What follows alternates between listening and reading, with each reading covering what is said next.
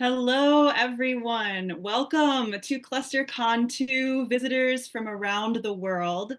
My name is Cass, and I'm joined here today with Lav, and we are beyond excited to be kicking off our second ClusterCon, a LockNation virtual fan event. We have agents from all over the world watching here today, and we're so happy to have you all here. So Cass and I have been lucky enough to have been a part of ClusterCon behind the scenes, and you have no idea how much work, passion, teamwork, energy, and time has gone into this. And it just goes to show what something like Lockwood Co can inspire people to do and come together to create, and it's just incredible. And before we get started, I would love to just give a tiny quick shout out to our friend Deb, who was actually meant to be hosting this panel with me today, but unfortunately couldn't because of health issues. So we just want to send Deb all the love and good thoughts and energy in the world. And a thank you to Cass as well for jumping in on short notice to hang out with us. And let's find out some cool answers to some cool questions. Absolutely. So without further ado, we'd love to introduce you to our very first guests to kick off this year's event. Everyone give a warm LockNation welcome to our guests. First up, we have the brilliant mind behind Lucy's iconic jumpers, Lockwood's dramatic coat, and George's stylish puffer. Please welcome costume designer Claire Finlay-Thompson. Yay! Welcome, Sorry, welcome. it's very quick. There she is. Hello. Welcome. Welcome. Next, you know her from posh and professional fits art designs and mysterious ghost cult posters. Please join me in welcoming graphic designer Sophie Powell. Yay! Hello. Welcome. Hello. How are you guys Thank doing? you so much for being here. Are we feeling good? Yeah, really good. Yeah, really fun to be here. Really fun to be here. Oh, we're delighted to have you here because, as you can tell, LockNation is very passionate and very enthusiastic. So getting to talk to you guys about this stuff is just insane. So thank you so much for coming. We really appreciate it. I was doing a rewatch recently, and I was looking at the credits when doing so and saw both of your names, Claire and Sophie, once again, and was thinking, oh my goodness, I get to talk to them on Saturday. So it's such a joy to get to share the excitement for this show and this story with both of you. So thank you so much for giving your time to be here. You're very welcome. Cool. Do we want to get started? Let's do it. Cool. So our first couple of questions are directed at the both of you, so you can both jump in. So our first one comes from Contained Chaos. And she said, both the costume design and the graphic design play a major role in establishing the mood and the aesthetic of the show. Could you speak to the areas in which your departments and design choices may have overlapped? Do you want to start or shall I start? So I don't mind starting. So in graphics, we work underneath the production designer, who is Marcus Rowland, and then Marcus is often speaking to Claire. So I'm sort of in between this situation. But at the same time, there was a lot of things that crossed over, like the various fits, like the fits logo and all the other teams, all the other agencies logos, things like that. And I know definitely for the fits costumes, like the grey and the orange, like we were pulling in with the orange, and I know that's in Claire's designs as well, with like the piping and things like that. So there was a lot of crossover in that space for sure. Yeah, well, when you start to design it, especially a show like Lockwood, it's a massive collaboration, and I work really closely with Marcus, Naira, Joe, everybody. It was a huge it was so lovely because we were always in each other's departments, like talking through stuff. We used to just walk through it all the time, so it's all overlapping. Yeah, like the orange piping that's on the Fitz uniforms is in the set design, the Barbican, and we've sort of taken those elements, and every single piece was like meticulously kind of curated with across all departments basically, so it was like really cohesive. And we used to do those really nice, do you remember doing those like little presentations we did where we put everything on the stands and we were presenting to like Netflix and stuff, and like art department would come over with all the props and we'd put out the costumes like this on the stands, and then we'd have all like the stuff, and then you'd lay out, and we did these like big show and tells, and it was just really like really fun and really creative. And then you could bring loads of your own ideas and stuff. Like I used to, I'm really obsessed with like all things from all eras, but I really love, obviously like with the lavender helps like deflect ghosts and stuff. So I really love Georgian jewelry that like people would wear stuff. So I put it on, I don't know if you can see some here, but I put some of the little sprigs that we made. They're obviously silver because that deflects your ghosts as well. Obviously. But we do stuff like that. And then we also, with the Jacobs, when we did the funeral there, we had ones with like the little photographs of the people in it, like memorial, in memoriam to people. And that was all through. So yeah, it would just run all the way through. But yeah, it was like a huge kind of creative design hub that was just a delight to be a part of, and to just try and tell the story of this book. And like every bit, you know, like every zip is silver, every like there's elements of defending yourself against ghosts all the times. Like the Fitz uniforms had silver thread on their quilting, was silver thread stitched in. That is amazing. Everything was like, because the Fitz uniform was like the best, like the Rolls Royce of uniforms. Rockwell had their silver banding, so it's almost like it's impregnated with silver to defend these children against all the ghosts. And so yeah, we did all of that kind of fun stuff. I remember that is you so had clever. so I remember you had like our little Fitz logo made into those little silver badges. Those, I have one somewhere, I couldn't find it. I love that so much because it's so like the Barbie, and I love the Barbicans so much. I mean, I got married at the Barbicans, so I love it. Like when to go back there was just like delightful. I loved all of that design because it just felt of that time. And obviously we used that where technology stood still in the 80s and 90s, we were kind of like lost in this world. And it was really nice Joe was all about having this like kind of sense of nostalgia and people collecting stuff, and you know, all of that, and all of those elements went into the design as well, which was really just, yeah, delightful. That is so cool. It's been really nice to do a bit of a, like I've gone a bit down like a Lockwood rabbit hole. I was like, oh my God, we did this. Oh my God, we did that. Oh, quite a whirlwind when you're working on it. Yeah. It's nice to re-look through your files and do a bit of reminiscing. I know. Oh, good. Even just to see all the things where you go, oh yeah, I forgot we didn't use any of those things. Sure, we did the traitors cloaks before the traitors cloaks. Yeah. Sorry. Like from the like all of those traitors, because I was like, God, you never see green cloaks on TV ever. And I was like, we use those, and I mean, we made these fab ones with like wired hoods and everything. They were amazing. Yeah. And and now the traitors have like took that from it. You did it first. That is so cool. I didn't know about the silver thread in the costumes or anything like that. That is so clever. So yeah, so like if you look at as well, like we always said that, like, and this was from Joe, that the Jacobs uniform was like the McDonald's uniform, like really shit. Like you're like they don't care. A kid's just died. You put this uniform on. It's like there's no protection in it. Whereas the Fitz ones are like amazing, like almost like putting on armor.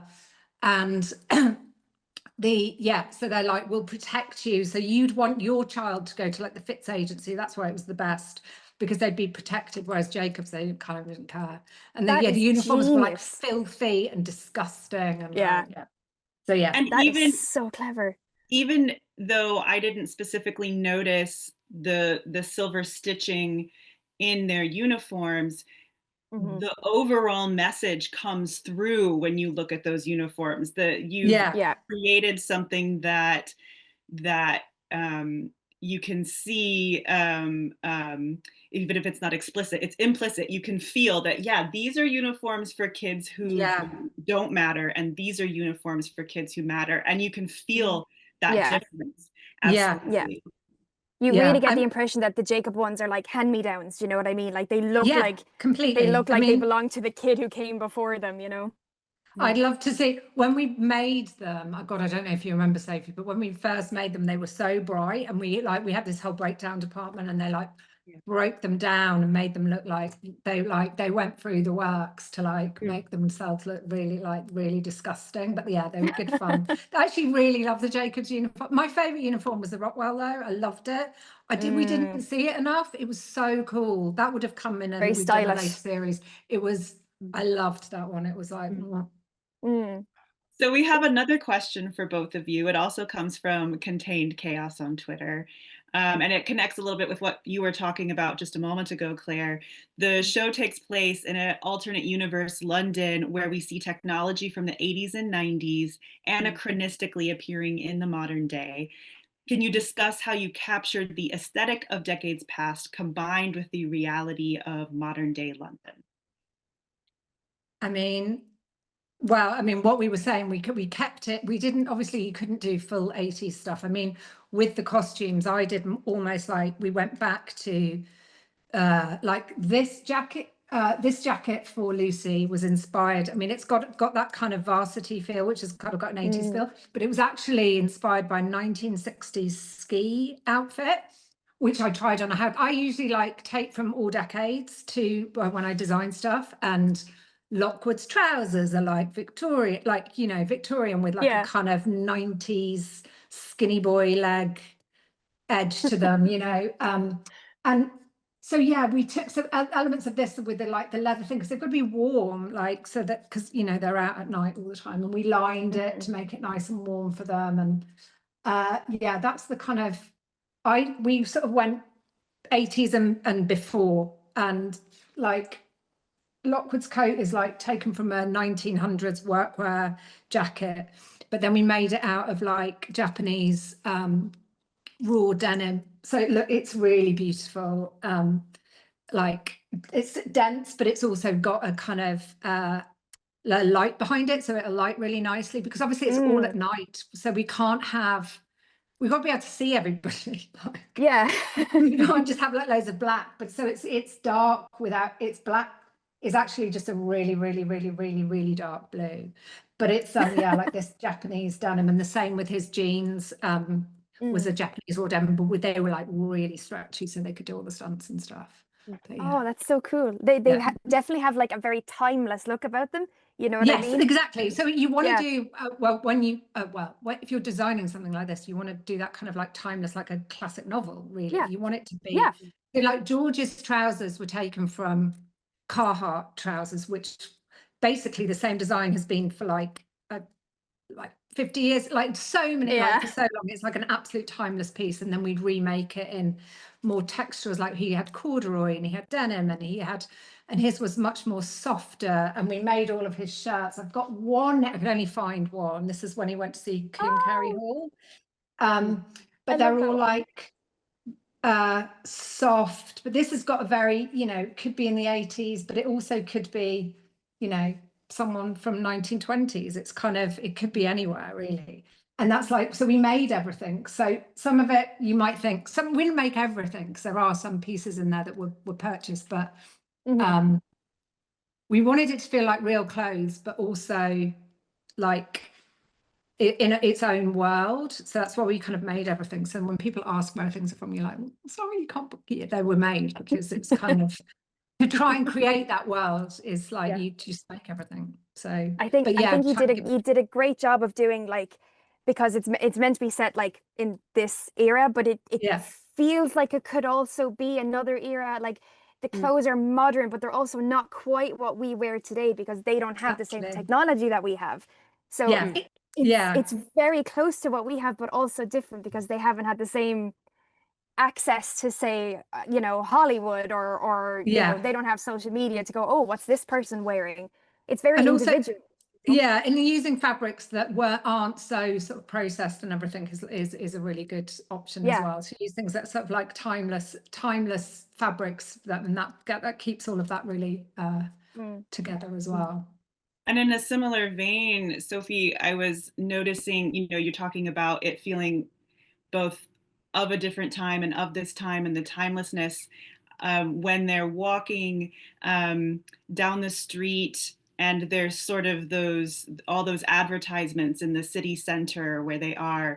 And I get this like 80s nostalgia feeling from the shapes and the text, and yet it's just a little bit different than that too. So I don't know if you want to share some of your thought process with that. Yeah, I mean, for us, like when we first started, the sort of graphics brief was, obviously technology sort of not necessarily stopped, but the money has gone into ghost defenses rather than in technology. So although, say for FITs and for government, people that have money, they still have access a bit to computers and things like that, sort of like the level you would have had in the 80s from government. Normal people do not have home computers, and obviously nowadays when you're doing designing, you're mainly designing on the computer, so it's quite nice in a way having that limitation of going, okay, anything made by Lockwood or his normal people is going to be handmade, it's going to be photocopied, xeroxed, it's going to be zine style, it's going to be maybe electric typewriter. And even just for all the research that George was doing, we're saying, okay, he's going to archives, it's newspapers, it's physical printouts, he's gone and photocopied items at the archives and brought them home rather than being able to just look everything up at home. But maybe FITs do have access a bit to that, like they've got databases whilst he's having to do all like search by search physically, so they have a lot more capacity than he does. And that does mean, when we're designing things for, say, cover-ups of real signage on location or hero items and lead the story, or dressing, like it does just mean every time you go to do something, you go, okay, that's what it would be now, but unless it was a mass-produced item they could buy, probably wouldn't be digitally printed. And sort of you see that as well. And obviously as well, the music in the show is so cool. Yeah, very nostalgic. amazing. And a lot of that music was in the script. So like when we did, like, a lot of it is like literally listed in the script and has ended up in the show in the same way. And it is really fun.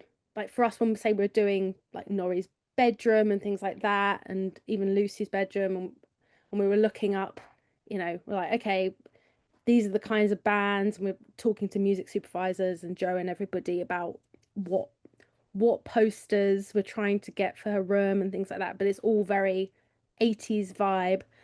And yeah, it's just really fun. Like you were saying, doing I think, are you talking about like when they go to see Piccadilly Circus, like when they go past Satchel's? Yes, yeah, there. I'm not as familiar with London, but yes, that area. Yes. So actually I came back in, so Satchel's itself was, I think, one of the first things we filmed, actually. It was one of the first days, I remember. And I remember walking to work, seeing all the buses, the vehicles driving to work that day was a real thrill. We're like, hey, it's because we did, I don't think you see it in the show, but we did this whole photo shoot for an advert. Buses? For buses. It was for an agency on the side of a bus. So it was Rockwell. It was on the side of the bus. Yeah. We had Rockwell's on the side of the bus. Because I was walking to work that day, because we were in Central. I was walking from getting all the essays ready to the set, which was near Waterstones on Piccadilly. Yeah. And I was like, oh my God, I just feel like I'm in Lockwood World. I was like, I'm sure that says so Rockwell. Cool. And this bus drove past, and it was all our action vehicles. all these unsuspecting people saw a Rockwell bus without realizing it was for our show. Yeah. Oh my God. There was a Rockwell bus and all the the ghost lamps, and we did all the windows of Satchel's, and obviously Piccadilly Circus wasn't there for real, but I came back in post to do that for VFX. So Whoa. that was, and that is like, we did use the period, like 80s period logos for some of those companies. Like I did research on, I think we were looking between, 60s, 70s, 80s, 90s Piccadilly Circus, because nowadays it's all just digital screens. Yeah. But at that point it was sort of big 3D signs. So we were looking at that, and I mean, I did a lot of mock-ups, but it was sort of bringing together the old designs and then putting Fitz's logo up there, putting the Sunrise Corporation up there, bringing in our big logos, our big corporations into that world and that style. And VFX did an amazing job. Really Yeah, did. it looked so cool. It looked amazing. It really gave you the sense of like, oh, this is not the world as we know it today. Like, because Piccadilly's so iconic, and then you're like, oh, that's Yeah. not what I, not what I know it looks like now. So really cool. Just everything a Um, little bit off. Yeah, just a little bit off. So our next question is specifically for you, Claire, and it comes from Needles Witches. And she asks, which costumes did you design for the show and how did you approach it? Did you get certain demands or guidelines from the directors or showrunners, color or style-wise? And what was your thought process for the design? Well, I mean, it was like a whole design. I mean, I designed all the costumes, and I have a like touch on all of the essays as well. Like we're across everything. I'm across every aspect of costume. Anything that anyone wears, like there is a process behind it.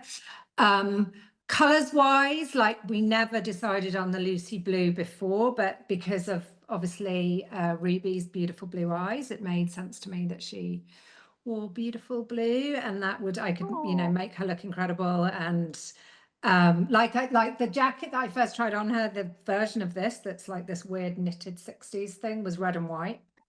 And Really? yeah, and then we changed it into, like, we obviously remade it and cut it, and yeah, there was a whole process with the tailors. Like there's a workroom that I've worked with for ages, and we made like each uniform went through a version, each, like, the shirts for George, the trousers, all of Lockwood stuff. Obviously we had to incorporate the fact that it was really stunt heavy, so we'd have everything had to have a bit of stretch in it. We gave every bit of costume a bit of something that they can actually work with, and yeah, and also it has to work in the set. So it was a huge, like, Joe had this amazing vision. I read all of the books at the beginning, backwards and forwards. So I was trying to incorporate bits that were in later books to kind of like plant seeds in this series, because I really hope that it would have gone, and I would have, like died happy doing it for a few years.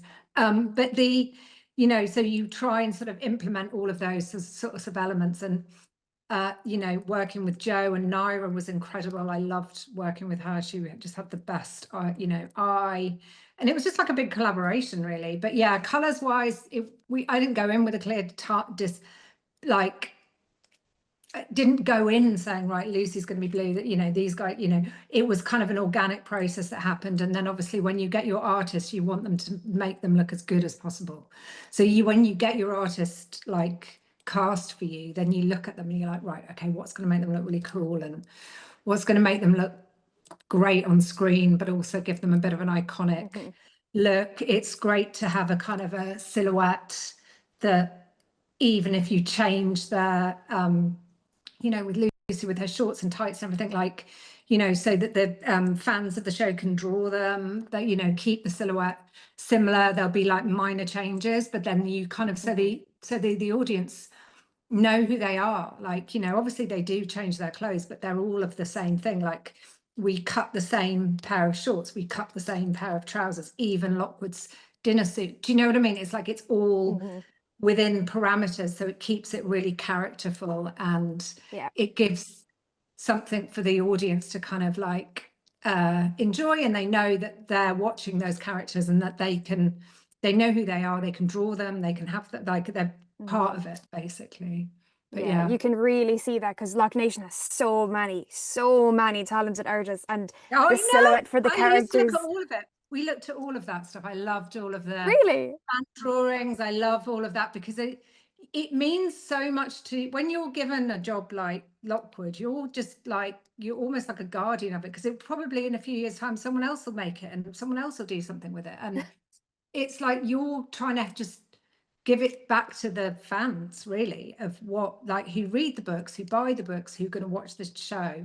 And obviously you're working with amazing, like Joe Cornish is like an incredible visual, he's so visual, and like, he used to play like the music you're saying, he used to play it on set all the time. It was so like amazing. And you know, you try and do the best that you can, but it's sort of, you want it to be, it's for the fans who are going to watch it, because you can work as hard as you can on any show, and if people don't watch it, no one's going to see it, you know. So you want it to be something you can be proud of. You certainly succeeded, because like I do a little bit of doodling here and there, and I have drawings from years before the show came out, and Lucy is wearing outfits in these little drawings that she's wearing like nearly 1-to-1 in the show. It's nearly eerie now. So you did a great job. Yeah. Well, and Claire, you were kind enough to send a photo that we want to share. So Hannah, whoever is running behind the scenes, if you want to put that up for us. Oh yeah, so this is just what I've got here today. The cute, like, that's just my little, well, these are the ones that I have in my lockup. I have a few pieces. I actually do have a Fitz uniform. I've got a joke, but they were, my lockup is like a big warehouse, and it was, I couldn't get to them, sadly. It was like buried, but yeah, I do have a few other bits and pieces. I love being able to see her blue laces there. Yeah, I know. Okay, so here, I'll hold them up. I have them here. So she has 2 different color blues. Oh, so we always did. So it's like, and this would just give her that kind of teenage edge. These are actually Molly's. These are the stunt double ones.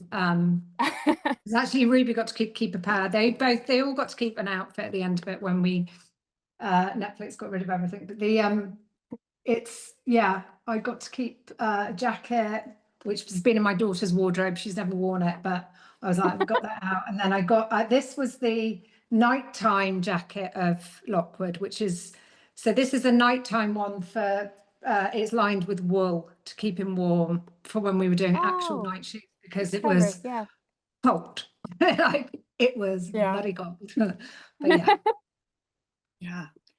yeah, thank you so much for having those where we can see them too. It's such a wonderful thing to have behind us. It's a nice treat. Cool. This next question is for Sophie, and it comes from Rebecca Miller, and she asks, I love the designs for all the different agencies. It adds so much to the world building and atmosphere of the show.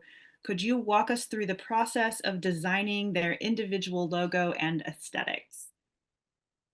So,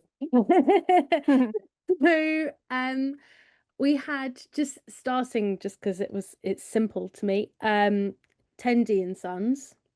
Basically, at the beginning, we were like, each agency has to have a different look and a different aesthetic, design wise, like for like branding wise.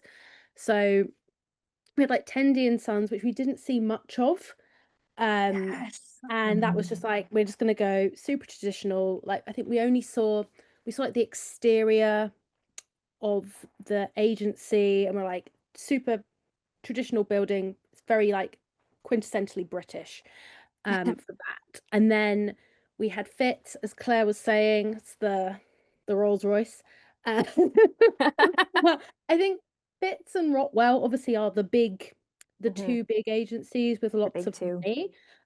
We always knew, like, from very early on, that Fitz was going to the Barbican, so it had that sort of mid-century look in the architecture, and Marcus and Joe. So I think, like, when I'm doing design stuff, it's like Marcus, production designer, Joe Cornish, and then it's sort of Naira and Rachel and Bradley that I was mainly dealing with at Complete Fiction, that are all involved with branding, logo stuff.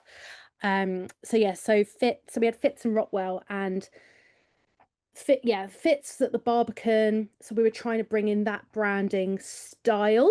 And then Rockwell, we had this very traditional, wood panelled room that we were seeing. So Rockwell's branding went into a crest. I can't remember how much you see that crest, but there definitely was. We put it here. Do you remember we were going to put it? We had them because we had the badges. We were like, "Where are we putting these badges?" They were like, they were there. That's it. We had this crest, and I did do a fully painted version in full color, but then it ended up being reduced to this sort of black and white line work style. But it was one of those things where, you know, there was a meaning behind all the elements in this crest, even if you haven't seen it that much. And then but you know it's there. we know it's there. And then Fitz was just its whole own thing. And then for Lockwood, there was a discussion right back at the beginning of, do we give them branding? Because in the beginning we're like, are we doing Lockwood business cards? Are we, you know, the sign outside the gate, we were like, is it gonna have a logo, like a proper logo on it?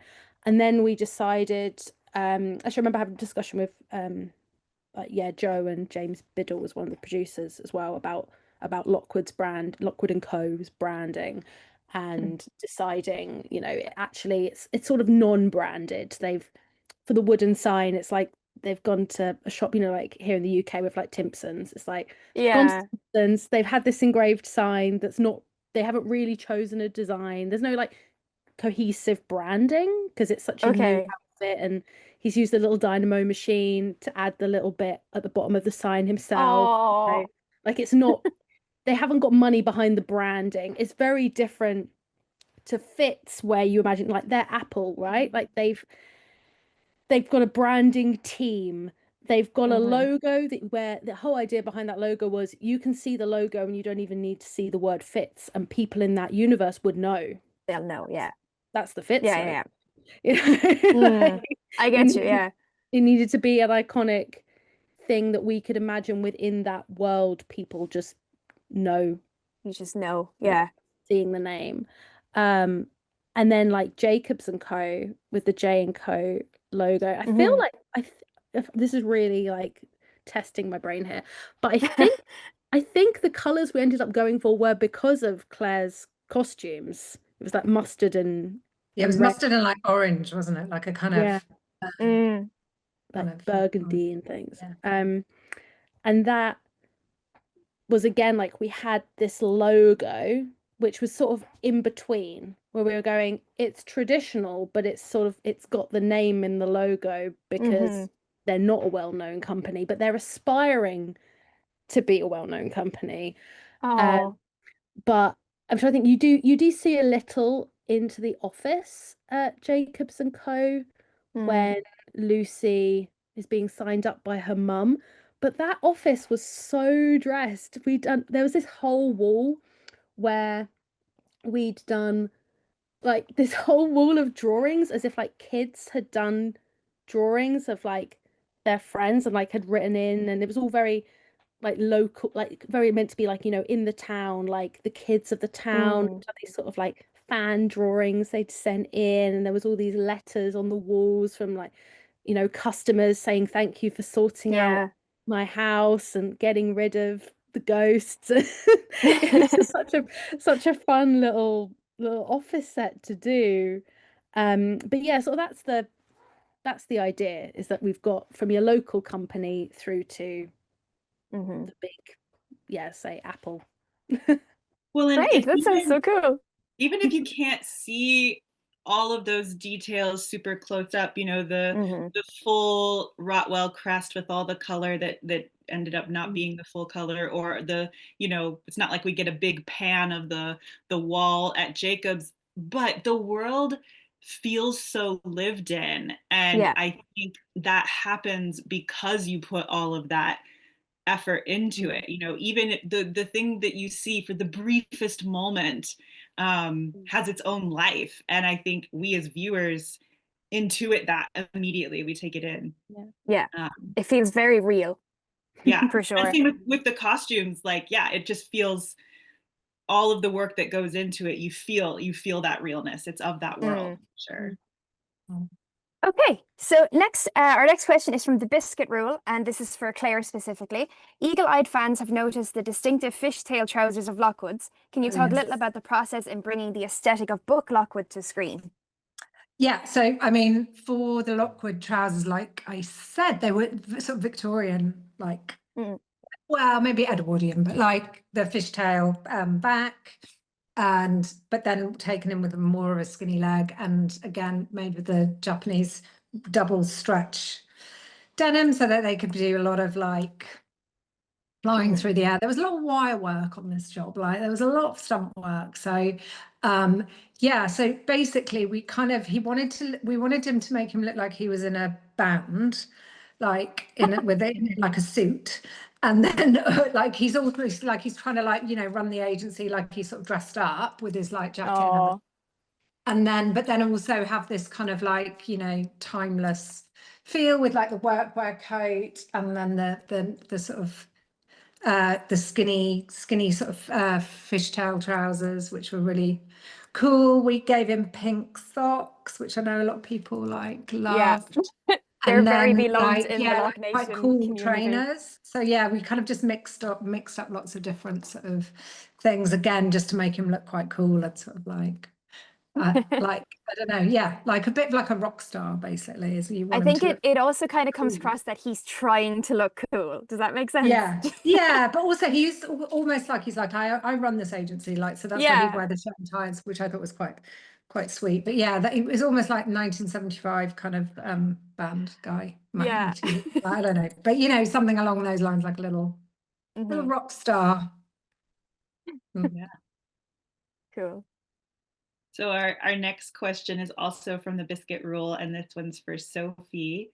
Can you tell us more about the process of designing the thinking cloth? Which was your favorite snarky note you wrote on the thinking cloth, and what inspired you to write it?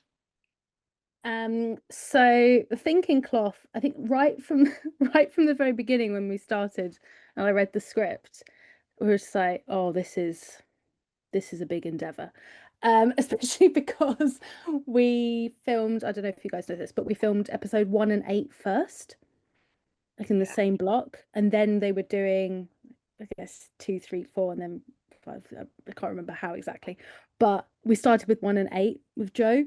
And so because of that, and because we knew that the thinking cloth was going to be added to throughout every episode, I basically had to block out every single thing that was going to go on the thinking cloth in every single episode right for day 1, which is hard.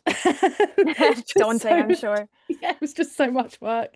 So, and also just making people agree, so this is going to be the end stage, and always say, you know, we could always sneak in little things if we had to for continuity, but you know, generally this is gonna be what it is.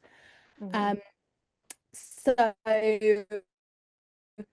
there were things that were in the script which were things either one of them saw or one of them wrote in action. Like obviously you have all the spirals at the end that George is doing, things like that. There's the like other little bits that she sees and things at the beginning. And then also there was bits in the books that we wanted to make sure were on there. So our graphics team started out just me and Rosie Burnett, and then very quickly we were like, this is not going to be enough people, and we had Betty Woodhouse added to our team. And we all read the first book, and then we were in the office, we were listening to all the audiobooks for the other books, and just trying to, because obviously there's so much detail in the script, but there's much more in the books. So we were just sort of coming up with little bits that we could add in. And in the books, there are bits where they refer to past cases before Lucy's there. And we thought, okay, let's put those bits onto the thinking cloth because they're a good basis for when she first walks in.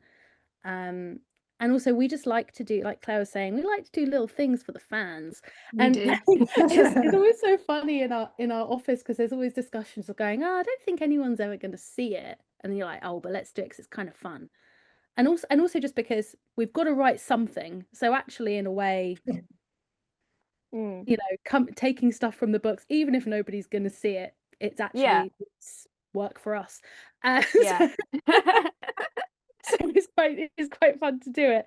But basically, for the thinking cloth, we got handwriting samples from Ruby and Cameron, and like the actor plays George, and we had their handwriting.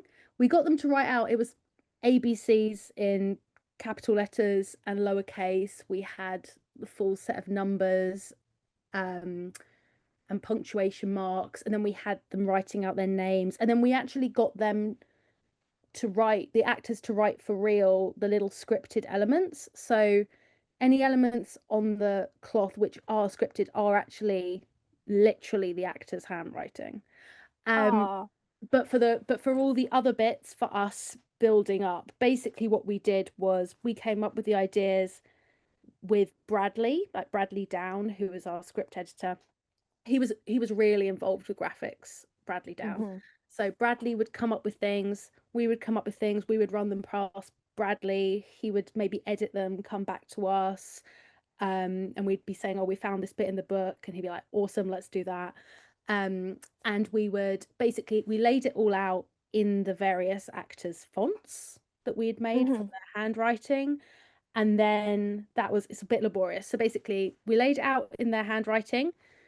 Then we basically, with a light box, we traced all their writing in pens. We had like 6 different pens that the thinking cloth was in. And then those get scanned. And then I digitally laid it all out. And I've got this insane document of the 22 stages of the thinking cloth throughout the 8 episodes. Oh my God. And we did loads of print tests, but basically then we printed out full cloth. So it's printed onto the reverse of oilcloth. So because oilcloth is, shiny one side and then sort of fabric the other, they wanted it on the fabric side of oilcloth, because we really like the texture. But we needed something waterproof. And there was one time I remember so vividly that George playing George, tipped over a whole cup of tea over the thinking cloth, and in the middle of a take.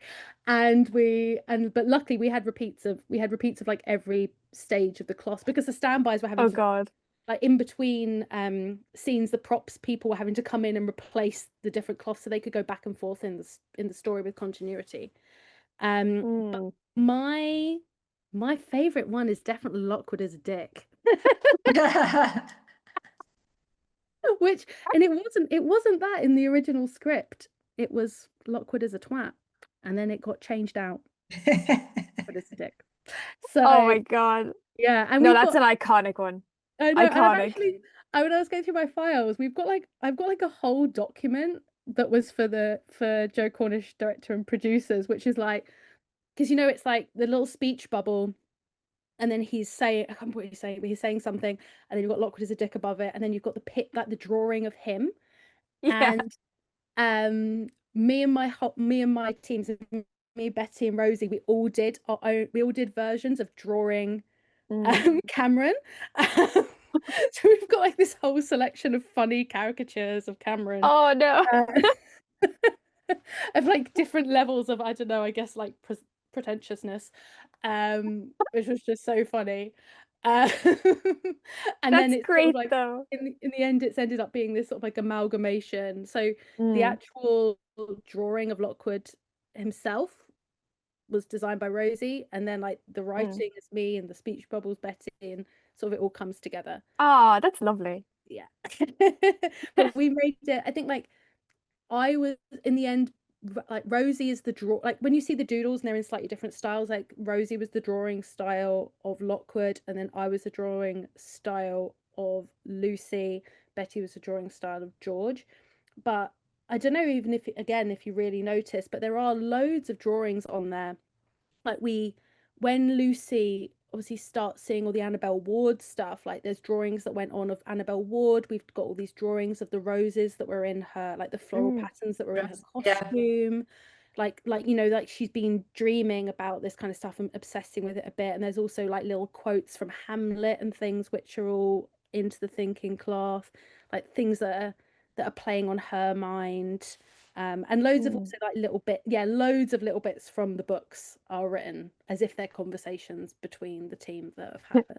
But yeah, no, it's just a really fun task. That's so cool.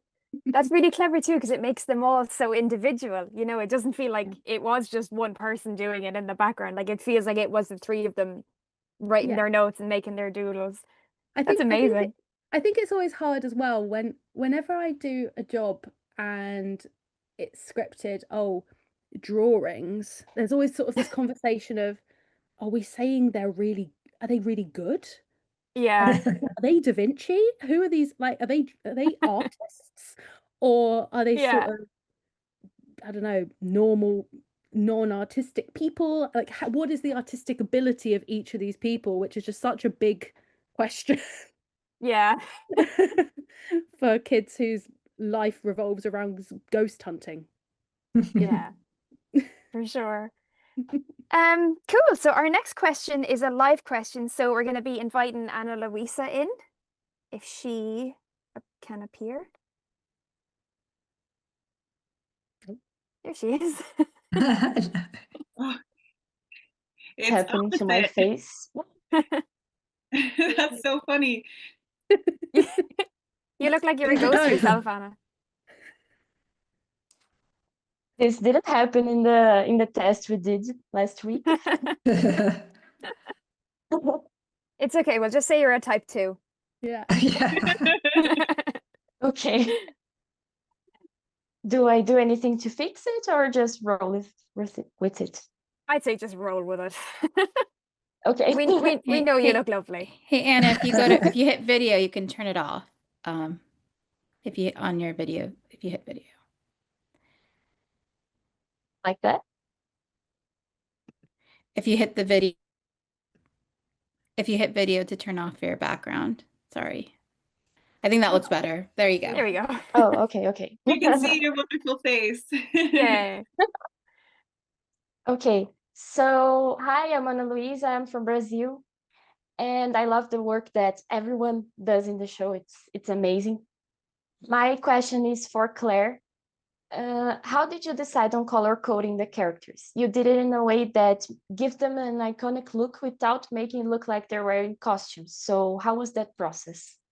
Well, we sort of touched on it a little bit, but I didn't go in like color coding them before, and you wait till you meet your artists, and then you can kind of like, yeah, Lucy got blue because of Ruby's blue eyes. So, and like, I just, what's going to make her look really beautiful, like her skin look really gorgeous, and, that you want to make them look as good as possible. And then they all have to work as a cohesive thing. And then anyone who came into the Lockwood world was every color that was on it was like a kind of, a dirtyish version of that color. We didn't have it wasn't like lots of brights and stuff. Like probably it was all very kind of like a bit dirty was our kind of like the whole, and the palette went across the whole show. So yeah, I mean there was different, like obviously with the uniforms, like we took it from the sets, from the guys, like I wanted them to, I mean we've got one little bit of George here, but I couldn't find more of his stuff sadly, but I do have more, but I couldn't find it. But the like more, keep these guys kind of more monochrome, and then like a bit more color for George coming in, and then yeah, so it's just, and also making it look like so the fans could draw the costumes themselves and then give them a clear idea of what they're watching. That's kind of, yeah, how we do it. The color coding is definitely very, like you see it even like when people do their nails and stuff, they do it and bracelets and everything. I still now when I go shopping for fabric for Lucy, I still look for, because we used to make all of her little t-shirts, and because they're like a certain length and everything, like some we didn't, but mainly we used to make them, and a lot of them I used them at Liberty because they were like timeless. They had that kind of like timeless, and they had to be lycra because they've got to be able to be worn and stuff. Like have stunts done in them and like running around and like they have to be able to move their arms and with the rapiers and you know, they had to be very, very like 360, these costumes. And I still to this day will look at a thing and be like, that's a Lucy top. That's a Lucy fabric. And sometimes I'll send like pictures to people. I'm like, oh my God. Like, you know, and the same with George with his like, I love doing all of his like brushed cotton, like everything was really like tactile and touch, you know, touch like, so it would look really soft and like had a kind of furry coziness to George's clothes. So yeah, so I still, so it was almost colour and texture and sort of tactileness so that you can kind of like, you know, touch, when you touch it's like, it's nice, you know, like even inside it's like quilted. And, you know, I relined George's puffer jacket with kind of a yellowy orange lining in a cotton. It had like a really shiny, horrible, it was a puffer jacket I just found weirdly in TK Maxx, but I loved the hexagon, and I was like, I don't really see that, and I feel like that looks quite kind of a bit timeless and a bit weird. I don't really see it because it's usually stripes across for a puffer. But we relined it all because one, my husband's a sound recordist and like the nylon would have driven anyone insane. So we relined it with cotton, and we did it that kind of like almost that 80s nostalgic, you know, the Parkers people used to wear, like to reminisce to that. So yeah. So yeah, it was just those kind of, I don't know, those kind of touches. And then it kind of looked like, you know, when you do it, you're like, oh yeah, actually look, yeah, we actually have done something that's quite like, once you get the feel for the characters, it's easy to kind of like design, like I could keep designing, I could happily design those guys for years to come. It would have been really fun. Well, it's great that it was such a organic thing that just like I didn't go in with I didn't go in with an idea of, I had that when I kind of, my original mood board stuff was like kind of stripy top for Lucy. I was imagined her in that kind of almost like goth kind of version, a bit like I used to like when I was her age, and like, and then you kind of just, it just develops, and it develops when you're working with people and you're talking and you like, it just moves all the time, and then obviously it has to work in the set and everything. So yeah. That's how they're kind of, the characters are always born like that. Awesome. That's amazing. Thank you so much, Anna. Thank you. Bye. Bye. So our next question is for Sophie, and it comes from Carrie. She says, were there any real historical references that guided the look of typography or signage, which you've touched on a little bit, but if there was anything more you wanted to share about that? I guess like we were talking about, obviously with Piccadilly Circus, that is Piccadilly Circus. We were generally throughout bringing in, like, when we were referencing for signage, we were always either referencing 80s versions of things, or we were referencing very traditional British, quintessential British branding, like a lot of lots of serif fonts. I'm just trying to think. But it was like, yeah, generally that kind of stuff. Like I think like Sunrise Corporation and Fitz, we were looking at a lot of mid-century modern logos, like 50s, 60s, 70s logos, trying to hark back to those kind of very simplistic, very like symbol-led logos. I'm trying to think if there's anything else I can think of right now. You can totally see those influences though, absolutely. Yeah, I mean, I think for us, we were sort of, for all the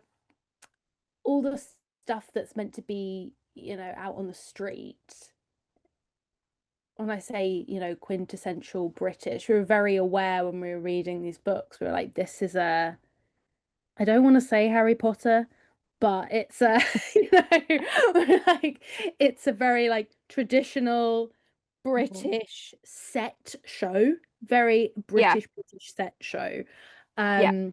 And so we were very keen to make sure that we were really like honing in on that. You know, it's traditional British design for a lot of elements.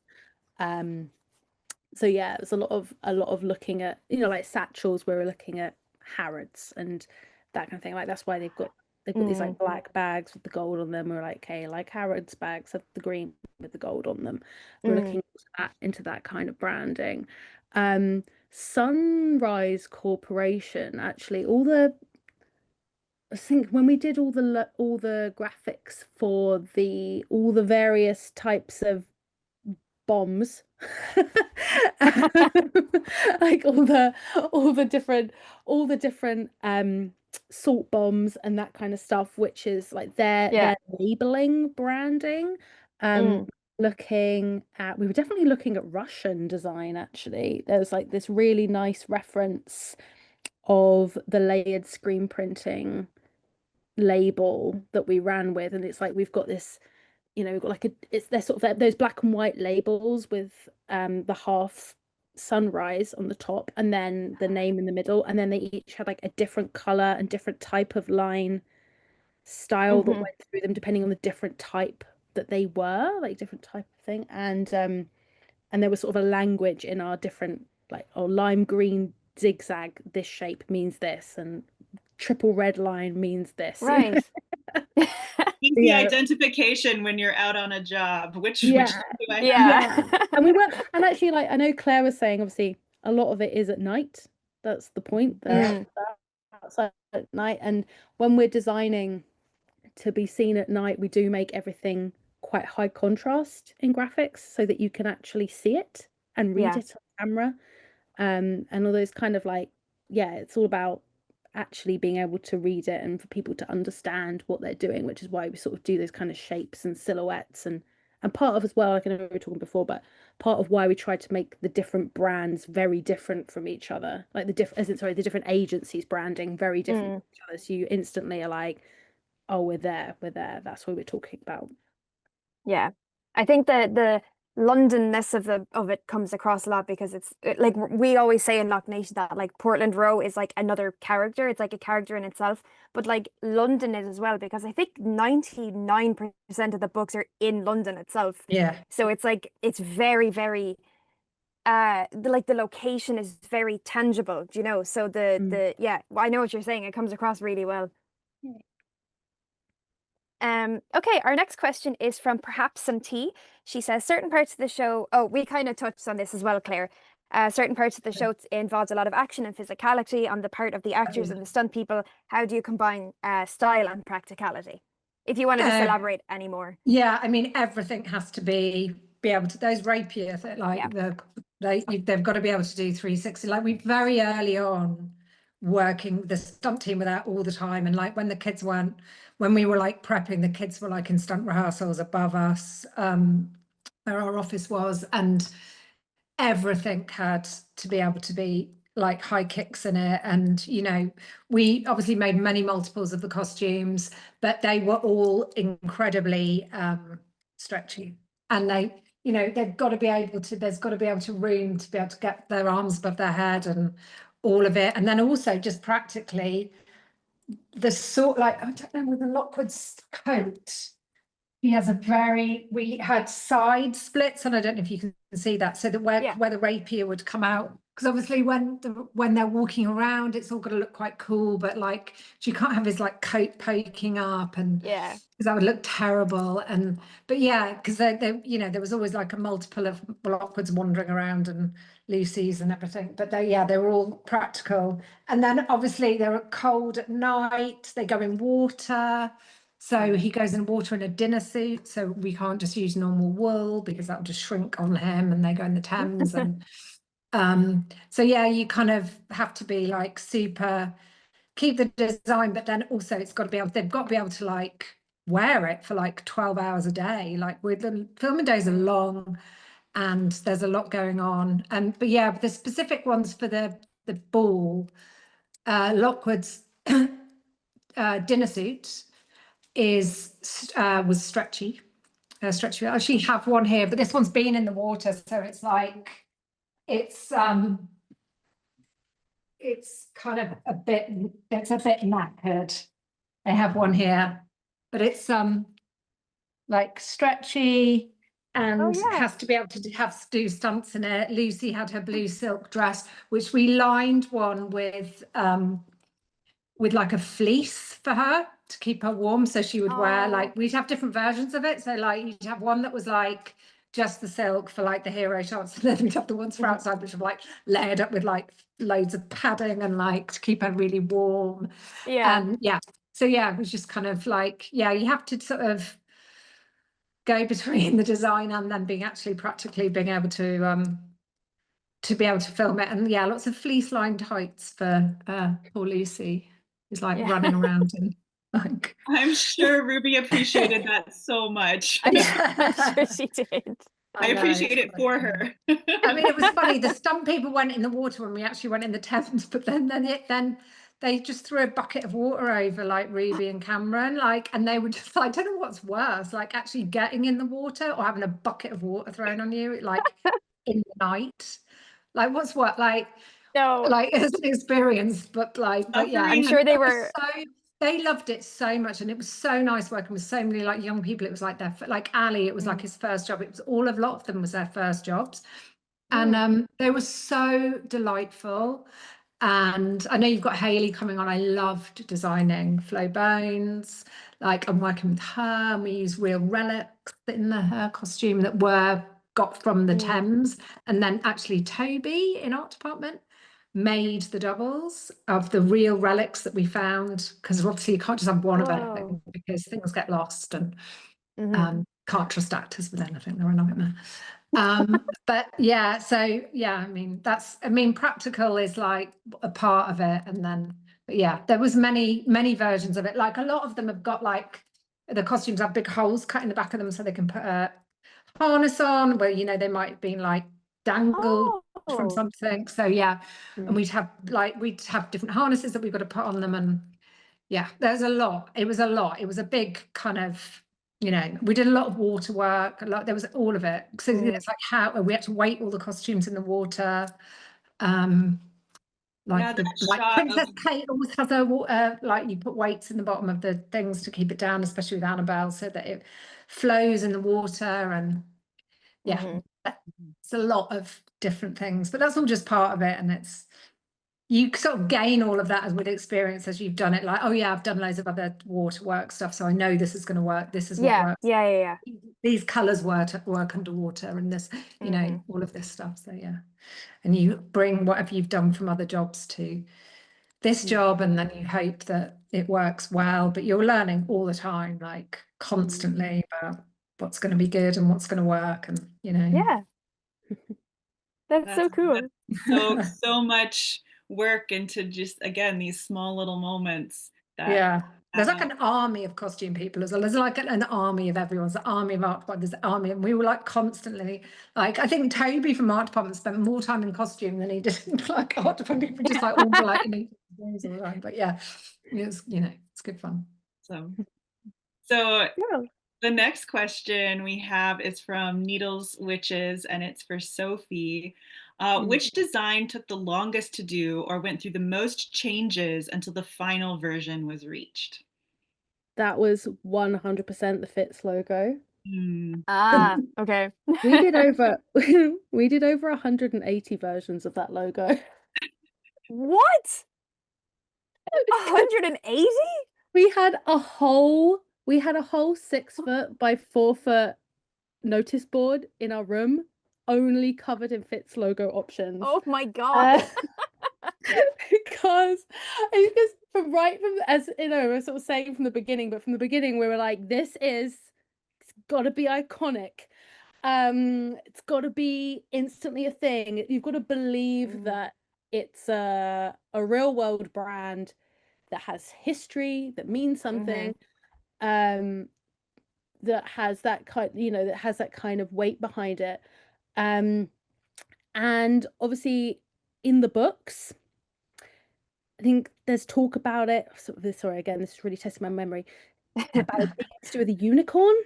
It's unicorn related. So we went through all these versions. So first of all, there were sort of discussions of so it was like fits, and then it was like the letter F, and then it was like a unicorn, and it was like a sword. And then we got sent this really funny brief one day in this meeting with Joe Cornish where he was like, yeah, just mix together a sword and an F and a unicorn, no problem. And then like after that No meeting, we hassle. were just like, how do we do this? So there was He makes so it many sound so easy. yeah, we were just like, you can't really do all things. Because I think at first it was like, oh, you know, an F can kind of be like the neck of a, you know, almost like the shape of a neck of a horse, a neck of a unicorn. Yeah. And we are like, okay, sure. And to be honest, there was a lot of F unicorn options that were done. But then he was like, but where's the sword? And we were like, how do we put a sword into this? So, and then we were like, okay, well maybe we'll go sword, you know. So there's basically there was options which were like sword and unicorn, F and sword, F and unicorn. How can we make any of these work? And there were so many options, and also you know, a lot of it is just going, we're working through this idea just to sort of basically realize that this doesn't really work. And so in the end, it is it's the unicorn really that dropped off the end. It became a sword and an F, which I assume you guys realize, like the bottom bit of the F is one of the rapiers bits. Yeah. With the dot. Yeah. Which and it did start off as a lot more. It didn't used to have the circle. It was like an F with the sword hilt and the middle line of the blade, and then it became the circle. That was and I think like all of it as well.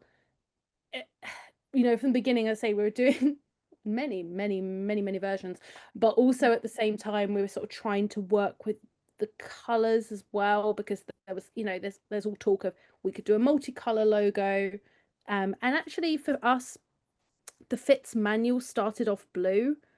When we were like really early doing prep, it was blue. We had this RAF book that we really like, Marcus and Joe really like the binding of, which is the binding of the Fits manual, which is like it covers and then it has like another cover that comes over the top. It closed, and yeah, there was this RAF handbook that's like a vintage one that had that same binding that we based it on, and that real book was blue.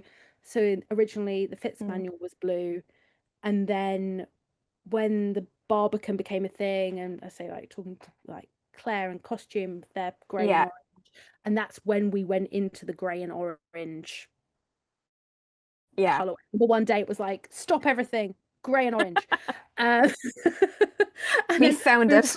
That's it. And I remember we were trying to match the orange. So the orange we used is the real orange in that bit of the Barbican that we color matched, but it's like fluorescent. It's so bright, that orange.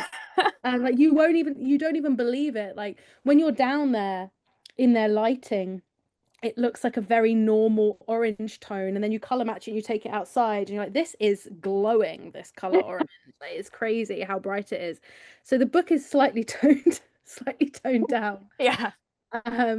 That's but fair. yeah, so when we're doing the logo, we're like, okay, it's got to work. You know, you're immediately thinking it's got to work as, you know, badge for costume. It's got to be on the book, it's got to be on all the signage. You sort of want something that can be a portrait version and a landscape version and an icon on its own, and all these elements, these full branding elements. But yeah, it was kind of funny how every day we would come into work and be like, who's doing more Fits options today?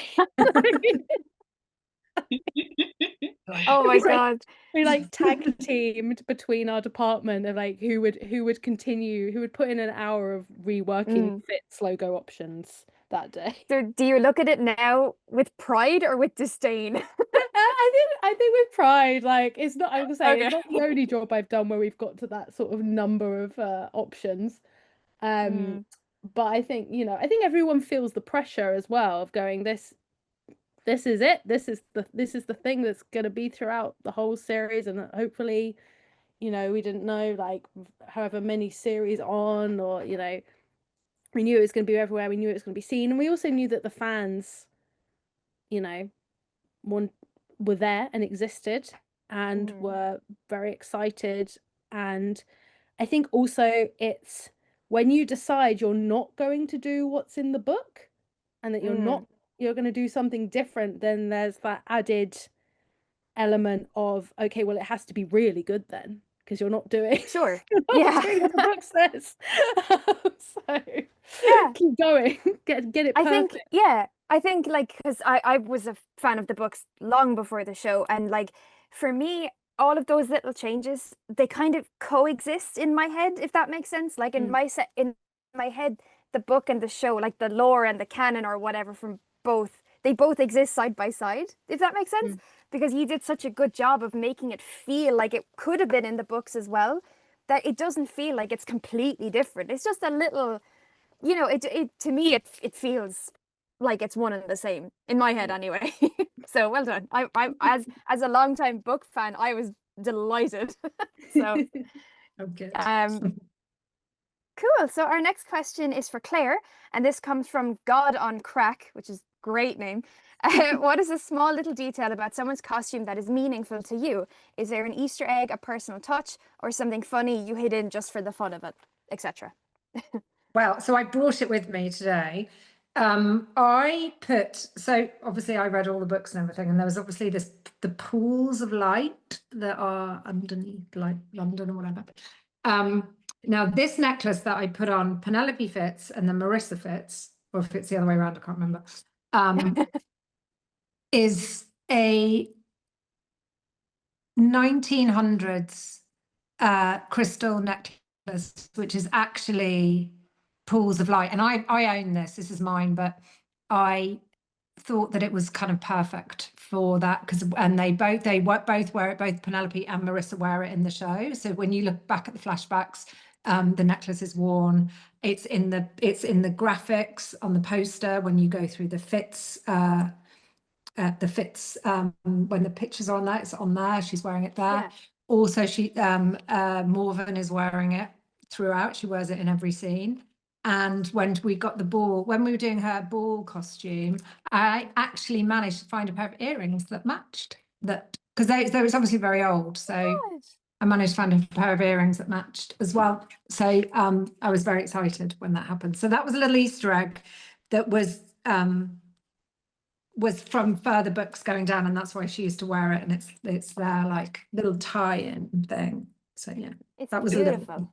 It's gorgeous, a gorgeous piece. I love the way it reflects the colors of the costumes she's wearing. Yeah, well, that's I didn't realize it was clear.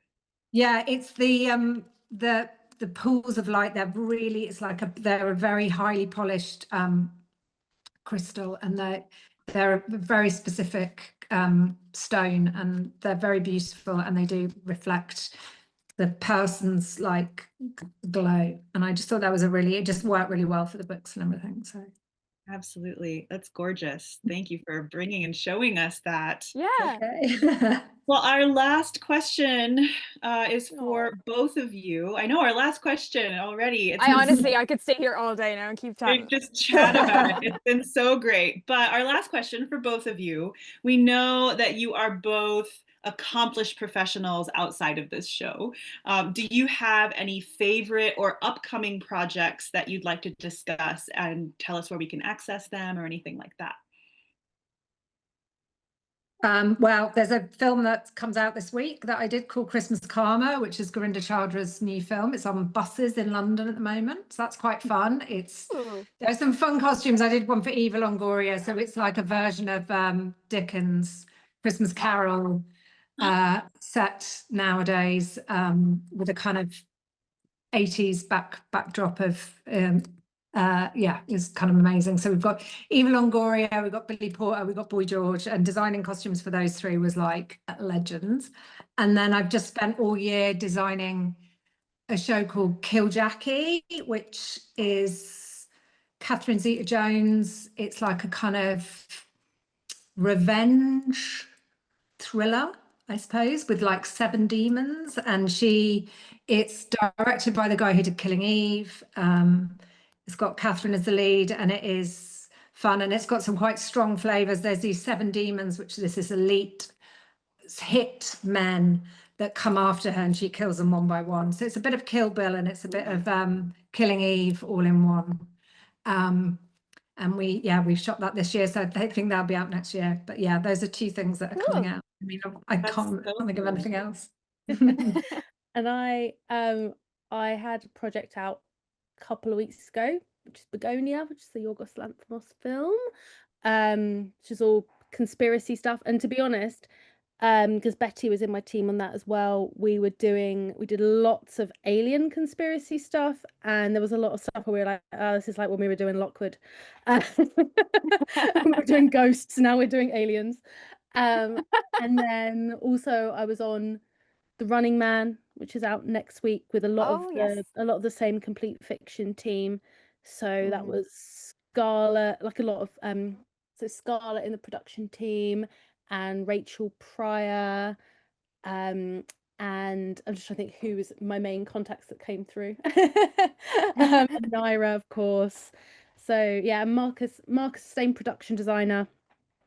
Betty on my team as well, again from Lockwood, and that's also sort of 80s vibe. So we'll see. That's so cool for both. Well done, lads. I'm so excited. Now I can watch all 3 of those films and say, hey, I know those. I know them. We're besties. But it's so exciting to hear about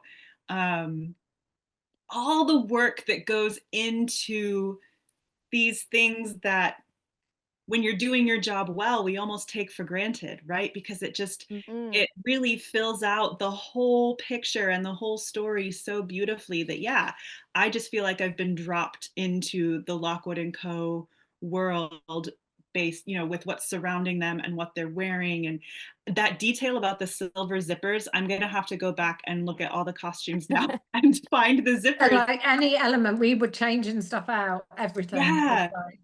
That's so fascinating. And like clearly all of your hard work paid off, because like look at the dedicated fan base that's around the show and the books. Silver buckles on the boots. Yeah. Eyelets. All of it's silver. Well, that is so cool. That is it really paid off, because like even if there were details there we couldn't see, we could feel them, and look what's come out of it. You've got to look out for the two blue shoes. I didn't realize that too. I'm gonna look for it for sure. That's like a cute teenage thing that she did. Yeah, that's like when I was a teenager, there was this big thing about wearing 2 different socks. So it's kind of like kind of like the same thing. Yeah. Well, keeping it light, yeah. Thank you so much for all of your hard work on the show. As we said, we can see it shining through, and we're just so grateful and amazed by your passion and talent. So thank you, and thanks for sharing your time with us. Yeah, thank you so much for coming, because it means the world to the ClusterCon team, which is a big team of very passionate people, and it means the world to LockNation as well. And there's loads of us watching, and we'll be talking about this for weeks, so it really means a lot to us. So I'm just so glad that you're as passionate about it as we all are. So thank you guys very much. You're very welcome. It was really nice to go back down memory lane, actually. It was lovely. Yeah. Such a delight to talk with both of you, and to all of you watching, stay tuned, because next up is a panel that you won't want to miss. All right, see you all soon. Thanks, guys. Bye.